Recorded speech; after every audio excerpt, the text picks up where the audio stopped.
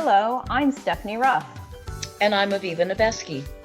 We're the hosts of the Dressage Today podcast, where you can find us talking about anything and everything dressage related. Our conversations span the world of dressage, from leading riders to local level dressage heroes. We're talking training advice, showing tips, and sharing stories to inspire your own dressage journey. So tune in, then tack up. Hello, and welcome back to the Dressage Today podcast. Our sponsor for this episode is Purina Animal Nutrition. The PhD equine nutritionists at Purina Animal Nutrition tackle problems using science, and their love of horses keeps them at it until they get it right. Even with the most established feeds, they keep innovating. Even when it takes years of research, they don't stop until it's right. They are dedicated to the scientific method, but it can't capture the feeling of seeing a horse reach their full potential. It takes science and love to help your horses live their best life. Put their research to the test at horseinnovation.com. Now, if you've ever thought about entering a virtual show, or you want some tips and tricks for participating in one, you will definitely want to listen to our interview today with Aryelle Stafford of Better Dressage Scores. But before that, if you recall from last month's podcast, we talked some about how to stay motivated through the cold winter months. And we put that question to you and out on social media, and we got some great responses. So what are some of the ones that you particularly liked, Aviva? Well, one of my favorites was the responder who said that once you go and spend all that money on the expensive winter gear, you need to use it. Right. And I actually love that, because I bought a pair of very expensive fur-lined boots, and one day it was too warm to wear them, and I was disappointed because I need to use them. The guilt. Oh, the guilt. Oh, the guilt. Oh, the guilt. Exactly. So that's a funny one. I like that. I think one of the ones that spoke to me the most was the listener who said keeping regular lessons scheduled so that she always had something to work towards. Yeah. And that one really resonated for me. Well, and I think you mentioned that too the last time, right? You continue to do lessons for yourself through the winter that forces you to go out there. Did I say that? That's good then. Okay, maybe you didn't. I don't know. Maybe you didn't. We'll have to go back and listen to the podcast. Well, good for me if I said that, because that's a really good motivator. It is, but there is nothing like being held personally responsible. Exactly. How about you? What resonated for you with our answers? Well, I remember seeing one person agreed with me and said, go to Florida. Yeah, a lot of people said go to Florida or have a heated indoor arena. Or have a heated indoor arena. Yes.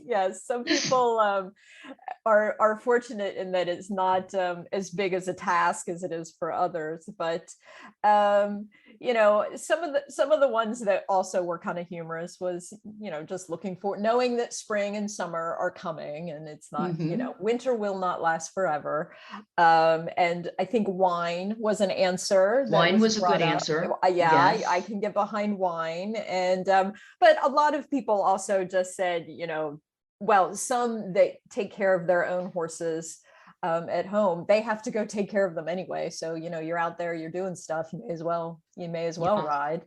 But, and the ones that just enjoy, they look forward to seeing their horse. So they want to see their horse. They want to spend time with their horse. Yeah. So despite whether or not it's cold or whatnot. So lots and lots of good tips and feedback. And there are a lot of people out there that struggle to get through the winter too, but it will end.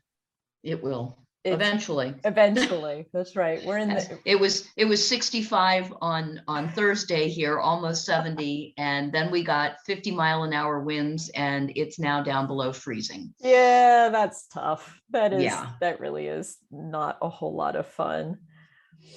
But we keep slogging through. That's right. What we do. That is what we do.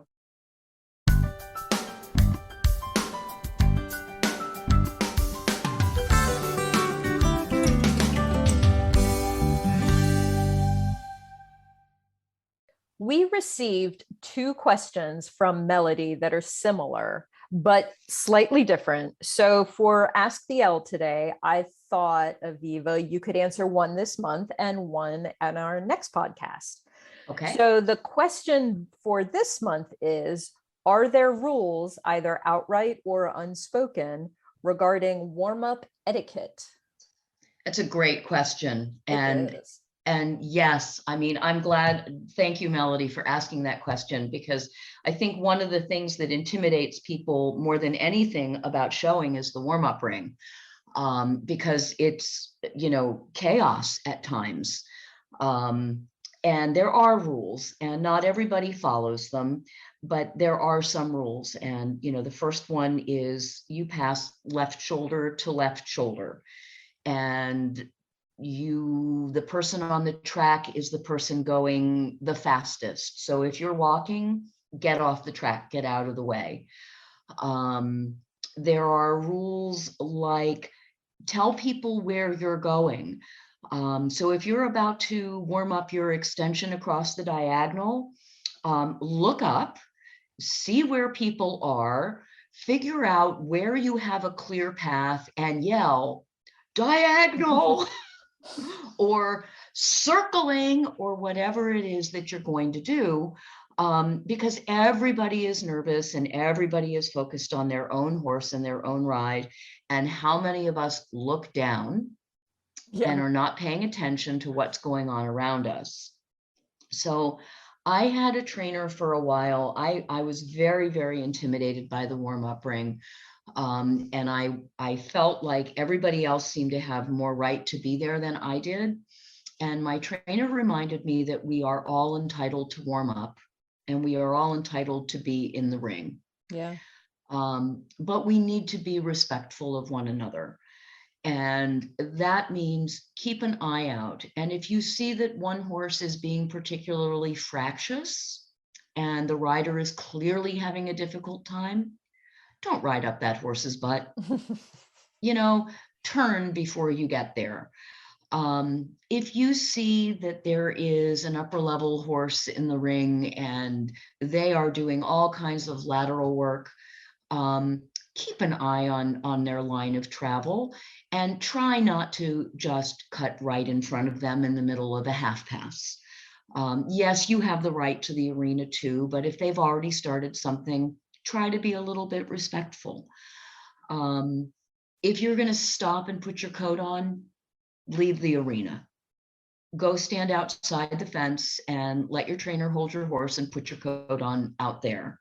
If you're going to drink some water, come off the rail to do that.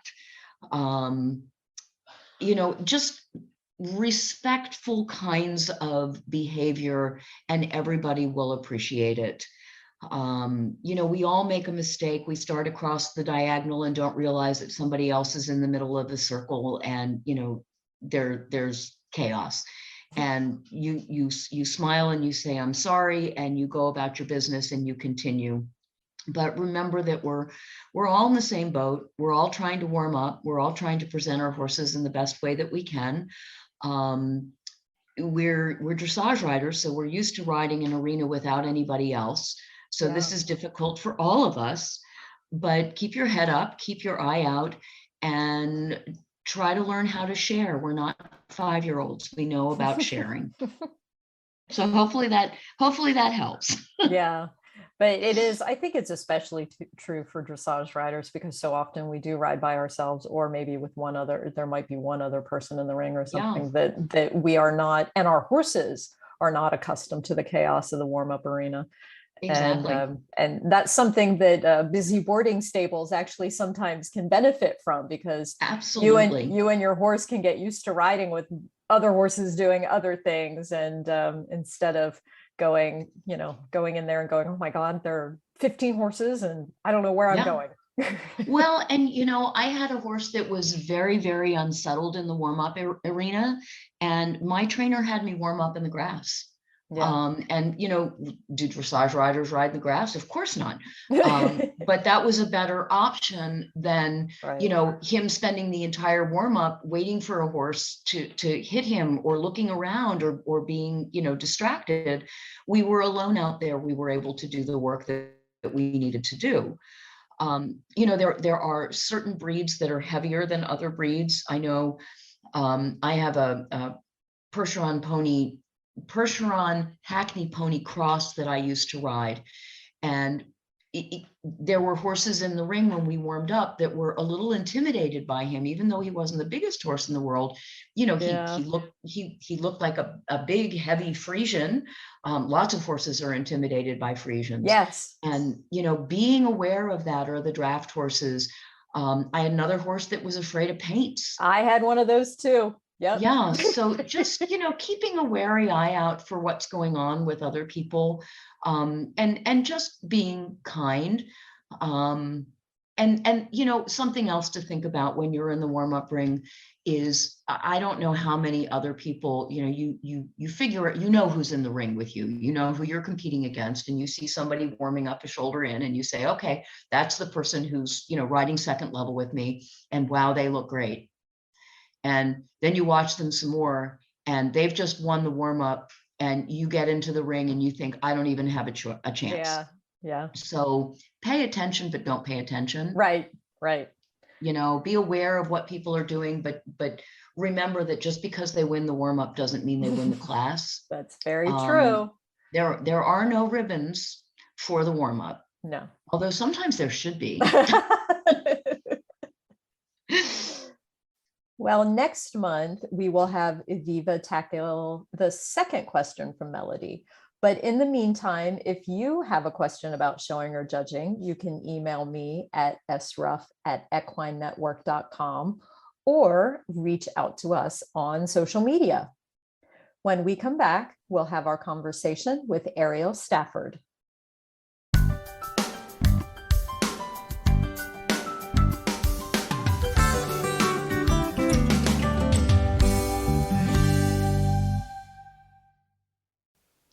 Aryelle Stafford, along with her off-track thoroughbred Reef, is an eventer with a strong appreciation for dressage. After years of making ends meet to pay her show bills, she wanted to create a more accessible and financially attainable way for people to show. In 2017, she started Better Dressage Scores to accomplish just that. She has enjoyed meeting riders from all over the world competing on this platform, and is incredibly lucky to have a top-notch team of judges on her side. She hopes that if you've never tried virtual shows, or if you have but didn't have a good experience, that you will give her a try. Living in Louisiana, even though COVID and life circumstances have put a grinding halt to her live competitions, Better Dressage Scores continues to be her monthly fix of show life. Thanks so much, Aryelle, for joining us today and taking some time out to talk with us. Oh, I'm so excited to talk with you guys too. Thanks for having me. Yeah, it is our pleasure. And the first thing that we want to know is how on earth, because you started your virtual show site prior to COVID. So this was, which there was a world before COVID. It's hard to remember, but so what in the world made you want to come up with this and do this sort of thing to begin with? How'd you get the idea? Yeah, it's so funny. Everybody kind of always assumes that it's because of COVID, but this started in 2017. Right. And it was basically because I've always been struggling to afford horse shows. And as an eventer, I know that my dressage score is basically everything. Yeah. And even if I wanted to go to live, just dressage only horse shows, that racks up the bills too. So I can't say that it took a while to come up with. I saw a couple Instagrams and websites where you can send in a picture and judge your EQ. And I thought, well, why not send in a video? An arena is not hard to set up. I mean, A lot of times we video ourselves just to watch ourselves. Why can't a judge watch us and score us? And to be honest, I was like, oh, I don't know if any judges are going to, hop on this idea. It's a new concept at that point. And so I just started emailing a bunch of judges of like, hey, I have this idea. do you think it would be viable? What are your thoughts on it? And so many people were excited. And I was like, okay, well, maybe I have something good to go on here. And so I just rolled with it. There you And go. it's taken off like great guns. Yeah. And it was great even before COVID. Obviously, COVID strengthened it a lot. But actually, Aviva, when you came on board, you're one of the original judges. And I remember being so excited. And I think I still have your email too, where I had emailed you early on. And I said, I'm doing this website and we're doing online horse shows. Would you be interested? And you're like, well, I'm busy at the moment. I was like, all right. She turned me down. And you said you'd reach out to me, but I didn't have much faith. And like a couple months later, you were like, hey, remember me? I'm still interested. And I was like, oh, wow. Okay. Well, this is great. So obviously, I'm still on the forefront of her mind. She really did think it's a good idea. And I've locked you down ever since, and I'm not letting you go. Well, thank you. And it's been so much fun. It's been a fascinating journey. I feel like I've gotten to know people that I would never have had the opportunity to get to know otherwise, from all over the country and actually all over the world. So it's been a fascinating exercise for me as well. Yeah, I think that's one of my favorite parts for sure, is getting to know riders I would never meet. Specifically, we have a huge following in Canada. Really? And huge. And I have friends in Canada now. And a lot of them are like, if you're ever here, come see me. And same thing with the judges. I feel so close with a lot of the judges, and they're like, oh my gosh, please come visit me. And they're all the way up. I just would never meet them normally, especially so South Louisiana that I am. Right. It's hard to get to those places. And I totally feel like I have equestrian friends all over the country and in Canada. It's crazy. Well, and if I recall correctly, I actually judged somebody who was in Australia for you. Yeah, I think Australia, we've had New Zealand. We've had a couple, I think, Italian riders before. Just basically, if they can speak English, they've emailed me. This was during COVID, especially. They emailed me and said, is it okay if we enter a USA test? I was like, go for it. Have fun. Why not? I mean, sounds great to me. And so we've had riders from really all over the world. And it's wonderful looking at these videos. Some of these arenas where people ride are just so breathtaking that I almost have to watch the test the first time and then go back and judge it, because I'm so watching the scenery and, things that sit up on, in the middle of mountains and overlooking the ocean and palm trees. And it's incredible. It's so inspiring. I want to ride in some of these places. Exactly. Yeah. Some of the places are absolutely breathtaking. It's insane. And I think one of my favorite things too, is we always have questions from people of, I don't have a super fancy arena or anything. And that's fine. Like some of these people might have like a beautiful mountain in the background. It's like this gorgeous property, and they have painted milk jugs as their markers for their dressage arena. And I'm like, this is still gorgeous. What are you talking about? And then there's that one person that we know, who we're not going to mention and embarrass her, Erin, who shows in the middle of snowstorms with 3 feet of snow on the ground. She is the bravest rider. She is my Canadian friend now. And she will have so much snow out, and she will dress to the nines. She always has it decked out, like real live showing. She'll take a picture and everything. Her horse is gorgeous. It's just, she just braves everything to make sure that she rides every month. It's awesome. That's great. Good for her. I know, she puts me to shame. I'm like, oh man, it like barely sprinkled today, and I didn't want to ride. Well, Aryelle, for those people who are listening who have never done a virtual show, tell us a little bit about how it works. So it's funny. A lot of people that try it for the first time, if they're hesitant about it, they're like, there's no way it's going to feel like a real show, or I'm going to get feedback.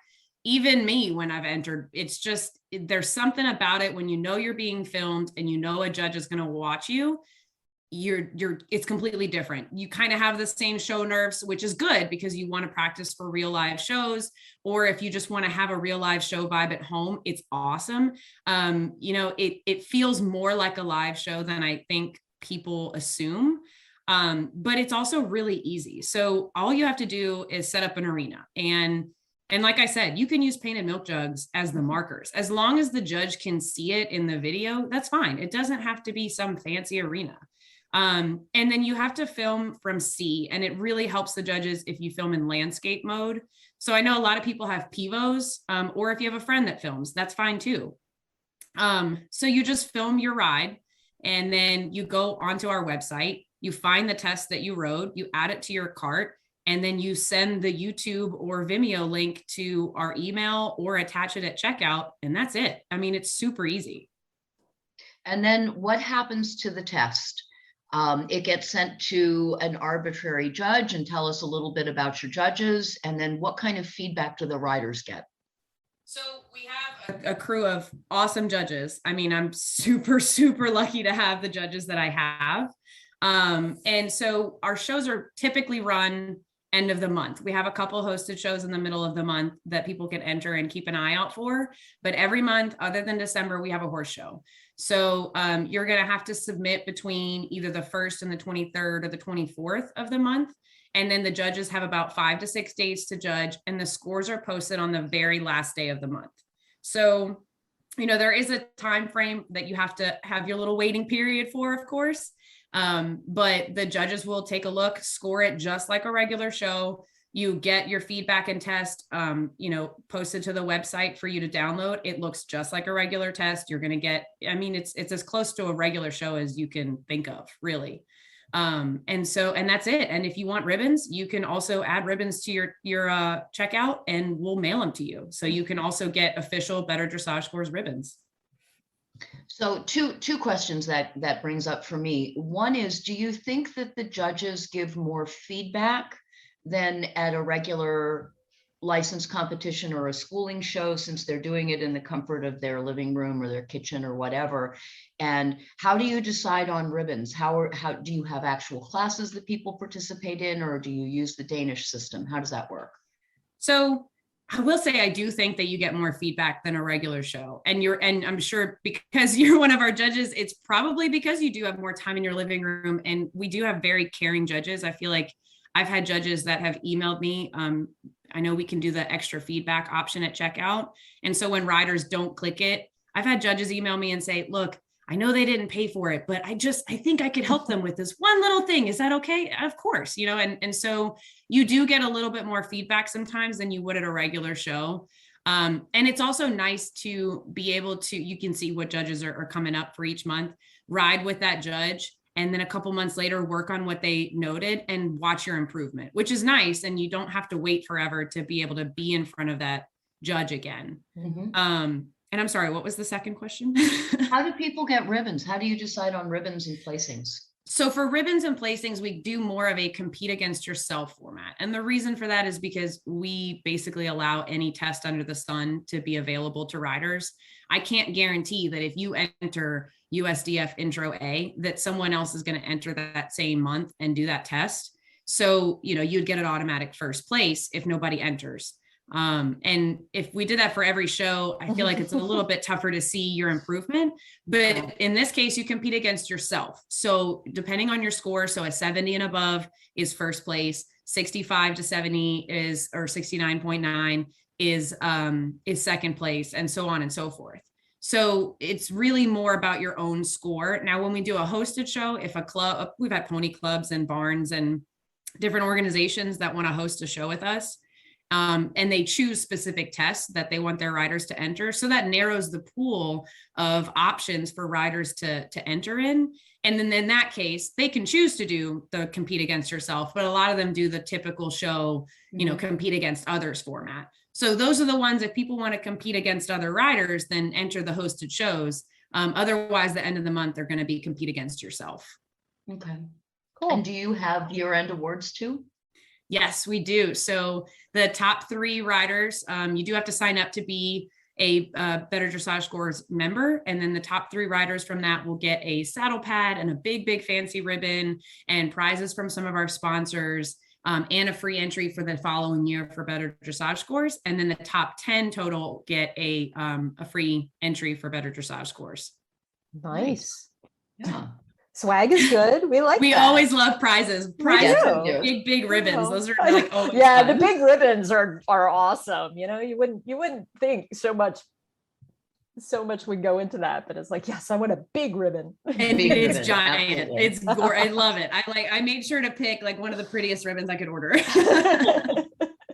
So I know that when this first started, there was some controversy with USDF and USEF about doing these virtual shows because there was no way to follow up on whether people were meeting all of the rules of a show and TAC issues and stuff like that.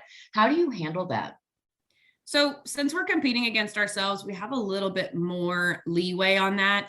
I've had riders that ask if they can submit tests bareback because they just want to do it for fun. Or they say, I know that this bit is not legal normally, or I'm not supposed to in a live show, but can I submit this because it works better? You know, sometimes it's like a fly mask there. I know there's one lady whose horse just has really big eye sensitivity. And she's asked if she can have her horse wear a fly mask for her horse's safety.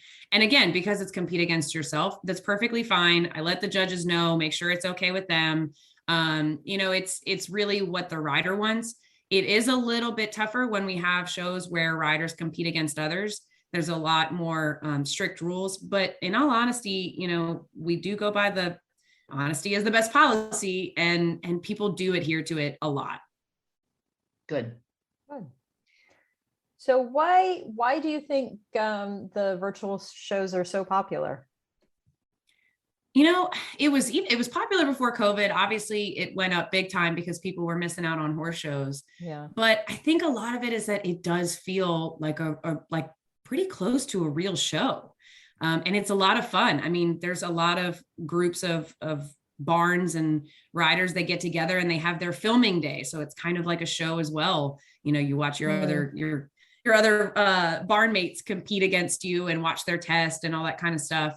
It's a lot of fun and it's easy and it's so much cheaper and you don't have to haul. And there's so many benefits to it. You don't have to get up at 4 o'clock in the morning to get your horse on the trailer. Exactly. Oh my, it's so convenient. And you have these judges that you would probably never be able to be in front of before. So I think that's another huge perk of, I mean, I know for me in my area, a lot of times around the same judges over and over and over, and you can branch out this way, which is just awesome. Yeah. One of the things that's really struck me with some of them is, you know, you say honesty is the best policy. And I think people really are very upfront about things. There have been a number of tests that I've judged where the person comes down center line and it's just bad.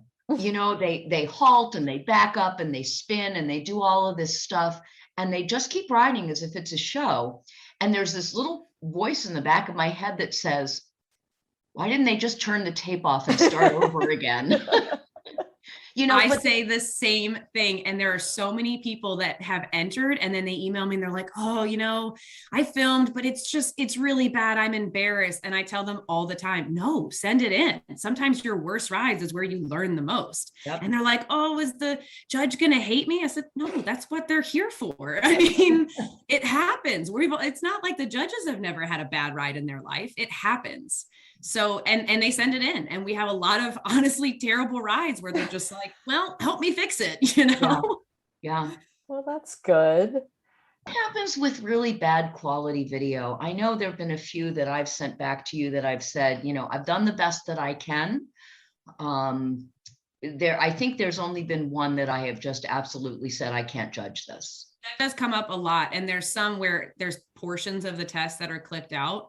And so, of course, your score goes down. So we'll email the riders, like if the times that you've emailed me and said, oh, this is really bad quality, we email the riders and say, look, the judge is doing the best they can, but it is a poor quality video. So your score is going to be just naturally lower than what it probably should be because she can't tell. So she can't give an accurate score. So if you want your best possible score, you know, make sure you send in a good quality video next time because you might have the best ride of your life and you won't have the best score of your life because of the video. Yeah. So that's just something that we kind of tell riders, you know, if you want to really test your skills, you've got to have good quality video in landscape mode use Zoom, make sure the cones and the markers in your arena are very visible, and that's going to help the judge tremendously. Yeah, I know one of the worst videos that I had to judge, I guess it was dusk, and the rider was white and the trees behind her were white and the arena was white and there was no Zoom. And, it was just, and I wanted desperately to be able to judge her, and it was just so hard and I felt terrible. So when you think about, video quality, it's not that you need a professional videographer. It's just, if the lighting is a little bit funny, maybe wear bright red breeches. I mean, I know that's not show attire, but something that just stands out a little bit. Because we as judges do our best to try to judge, but if we literally can't see things, right, we can't see it. It's hard to judge. Yeah. Yeah, and we do tell riders, if you're in a dark arena, wear light colors. Especially if you're on a dark horse with a dark saddle, wear light colors so we can tell the difference between you and your horse. Yeah. And like you said, it doesn't have to be super professional, high quality. I mean, nowadays, all of our smartphones are more than capable of capturing that good quality video that we're looking for. Yeah. And it's important to make sure that you get the whole ride. I mean, people cutting off corners, a corner is an important part of the test. And and especially if there is a transition in that corner and I see, A and I see K, but I don't see the corner between them. and 1 minute you're trotting and the next minute you're cantering. I didn't see your transition. It's called a magic transition. No, I'm just kidding. No, it's exactly right. And so we've told riders, you got a 0 on this. It might have been an 8 and you got a 0 because it's just cut out from your video. And really not a single rider to date has tried to, call me out and say, that's not fair. Or they just get it. And they're like, nope, that's great. She gave me feedback on the whole rest of my video. I knew this going in, but I wanted to submit anyways, because I need feedback. Sometimes it's just a timely thing where they're like, oh, I have a show coming up and I just needed any feedback I possibly could beforehand. It's on me that I missed that corner, but I appreciate it. We've just never had a rider that complains about anything like that because they completely get it. Yeah. That's really nice. So you've given us some good tips. What other tips do you have to help people enter, and do the best job that they can? If they have questions beforehand, if they're confused on anything, is to reach out, to email me, because I always try to let people know this is not some big company corporation type thing. It's me and it's my judges and we're super friendly and nice, I promise. And I think that makes a big difference. Once I have riders email me and they see that if they're having issues, I've given them a phone call before and walk them through it and help them upload videos. And we have a lot of information on how to upload videos and all that kind of stuff, just to not be afraid to reach out and ask questions. Because it would be a real shame if some of the riders that said, oh no, I had bell boots on in this video, I guess I can't submit. If they hadn't reached out and knew that it's okay, you're competing against yourself, you made a mistake this time, but it's the last day and you want to submit, email me, check with me. It's going to be okay. We'll make it work. And you could have missed out on some great feedback just because of, you didn't want to reach out to me. Yeah. Mm-hmm. Do your riders have the option of selecting a specific judge, or are you clear with which judges are judging which months? Because you've got some pretty, and I'm not talking about me here, you've got some pretty fancy judges. I mean, you've got some best judges. I'm not kidding when I say that I am floored every day about the group of judges that I have. I don't understand it, but I'm not going to question it. And I'm going to hold on tight to you guys. But we have some world-class judges. It's insane. Yeah. And so you can't choose, you can't enter 1 month and say, oh, I want this specific judge. It's labeled on the enter a show page, what judge is going to be that month. And we have to schedule these out because, of course, as judges, you guys have other shows, whether it's virtual or live, that you need to work on. Maybe you have a clinic, maybe you have lessons. So we actually schedule out the judges for the entire year in January. And so we know what judges are coming up and who's doing what month. So there's no way to really request. If there was a specific reason that a rider needed to request a judge, again, they can email me and we can work something out and I can see if that judge is available. There's always something that we can at least try for. Mm-hmm. And you do all of the tests, pretty much anything that anybody would want to do. You do the USDF tests, you do FEI tests, eventing tests, Western dressage, gated. Yeah, we do. And we do Canadian dressage, Canadian eventing. Our hosted show this month has pre-caprilli. We've had like I said, bareback everything. We've also had little mini ponies with for driving tests. So much fun stuff can be done. And I think that's also a great part of virtual showing, that if you have a very specific niche or test that you want to do that isn't listed on the website, again, reach out, because I'm not kidding. With the judges that we have, they've judged everything before. And so I can just email them and say, hey, has anybody done this test before? Is anybody comfortable with it? And I promise you, like 5 hands are going to raise. So we can make it happen. I can make that test happen for you. Just because it's not listed on the website, don't think that, you can't enter. What's the funniest or the most surprising video you think you've ever gotten? I think it was the mini horse driving. I just watched that one on loop. I thought it was the cutest thing in the whole world. And I didn't get that one. I don't think you did. It was so fun. She emailed me and she said, it's not a driving test. Can I just do, I think it was intro A, USDF intro A, just for fun. I was like, go for it. That sounds amazing. And it was just this little mini horse prancing his way around. I thought it was just hilarious. I watched it so many times. Oh, that's great. And you commented about some of the backgrounds and that sort of thing. And you talked a little bit about where else people have shown from, but were there anyone, well, the snow obviously stood out in your mind, but were there any other like scenic views or scenery things that really stood out to you? I think the mountainside views are the ones that get me the most, mostly because here in Louisiana, it's just flat land. Like I just don't see mountains very often. So even in a video, it's amazing to me. But we've had some where just the arena itself is gorgeous. Yeah. We've had some, we have a rider in North Carolina that rides with us often.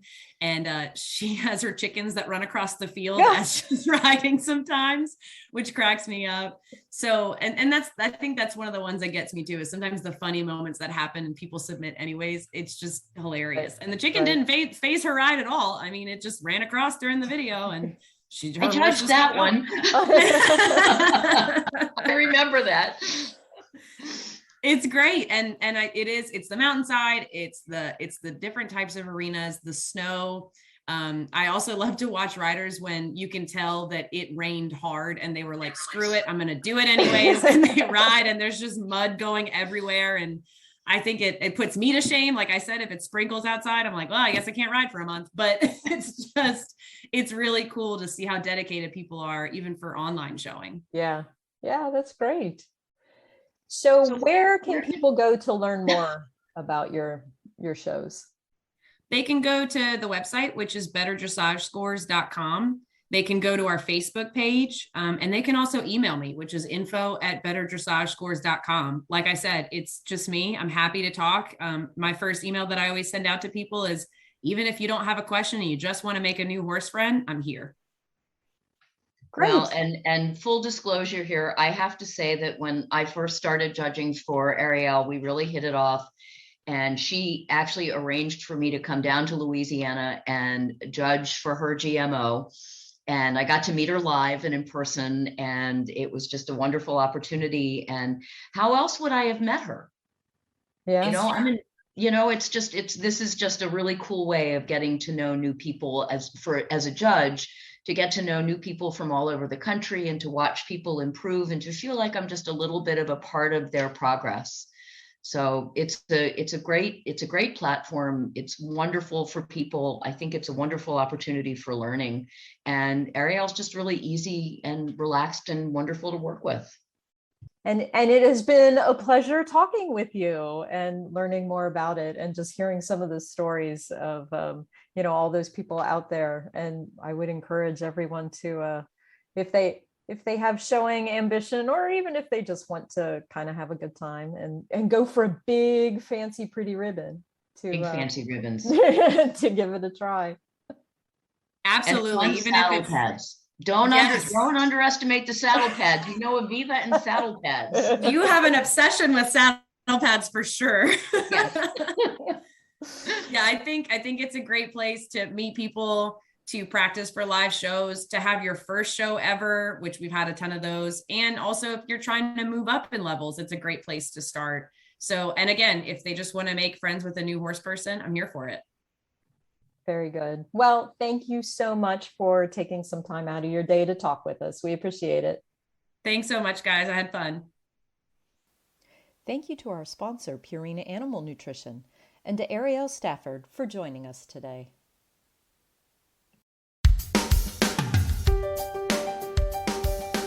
Thanks for listening to the Dressage Today podcast. If you've missed any episodes or to subscribe, go to Apple Podcasts, SoundCloud, Stitcher, or wherever you get your podcasts. While you're there, please rate and review the show. Learn more and read in-depth training articles at dressagetoday.com, or you can visit our subscription video site, ondemand.dressagetoday.com. Be sure to give us a follow on Facebook, Instagram, Twitter, and Pinterest. Happy riding, and we'll see you at X. The Dressage Today podcast is a production of the Equine Podcast Network, an entity of Equine Network, LLC.